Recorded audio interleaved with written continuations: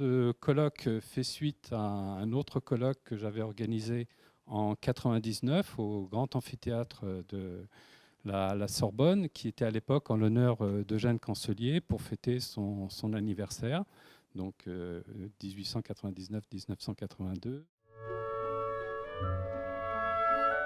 Donc, je vais vous parler quelques minutes de la cité de Jacques Coeur, donc de notre ville de Bourges, avec cette alchimie que je connais beaucoup moins bien que vous, mais j'essaye de déchiffrer ce qui peut se passer dans notre ville. Bonjour à tous et enchanté de faire votre connaissance. Donc nous allons parler aujourd'hui de la voie du fou, enfin plutôt du fou et du mercure des alchimistes.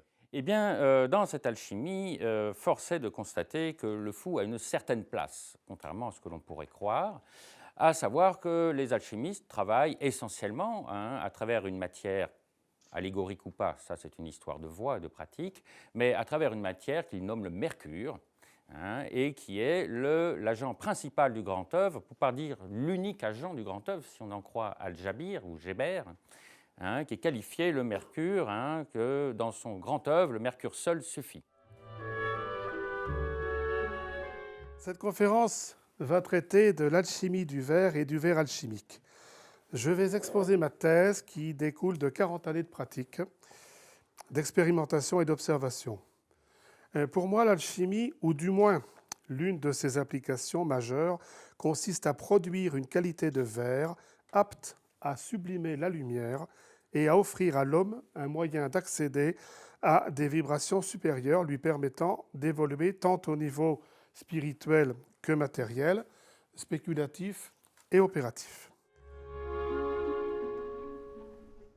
Je vais donc vous parler un petit peu de Nikola Tesla, puis je vais glisser assez rapidement sur mon expérience qui m'a amené à rencontrer Jean-Christophe, vous parler de ce qu'a été la découverte de cette boule et la répercussion que ça a eu dans nos vies respectives, lui depuis plusieurs années, moi plus modestement depuis 8 mois.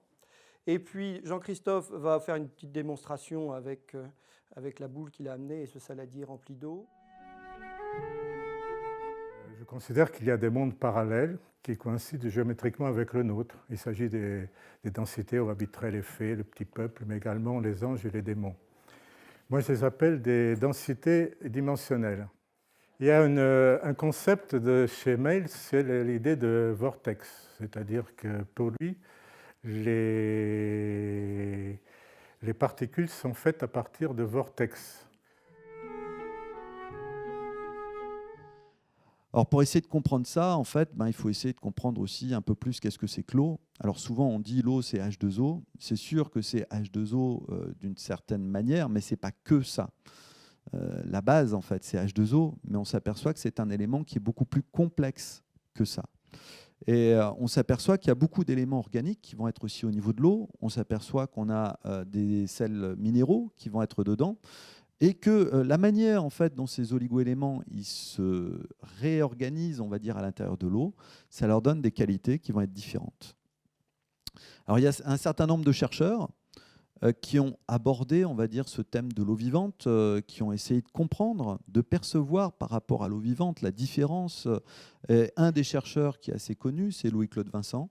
Louis-Claude Vincent, en fait, tout simplement, on lui a posé une colle un jour. C'était un professeur de biologie au départ.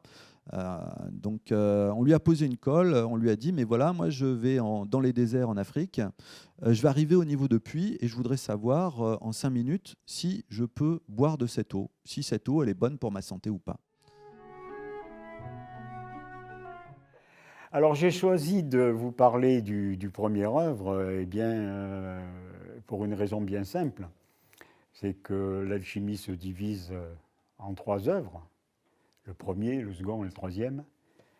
Il est évident que si on n'a pas réussi le premier, je dirais que c'est presque pas la peine de s'attaquer au deuxième, et encore moins au troisième. Je voudrais commencer par l'évocation des travaux d'une homéopathe à Vienne, une anthroposophe, qui en 1926, un an après la mort de Rudolf Steiner, travaillait sur l'homéopathie dans son laboratoire et avait commencé dans des solutions mères à dissoudre des sels métalliques et à voir leur remontée sur des bandelettes de test. Et il lui a apparu qu'à certains moments, ça ne marchait plus.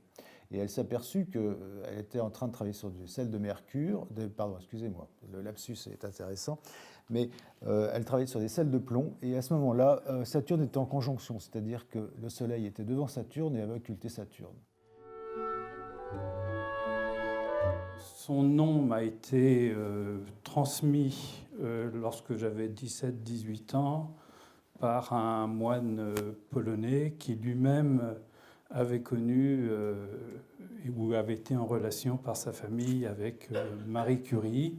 Ce moine polonais, c'est le Korwin Krasinski, qui avait été aussi médecin, acupuncteur, théologien, scientifique, etc., etc.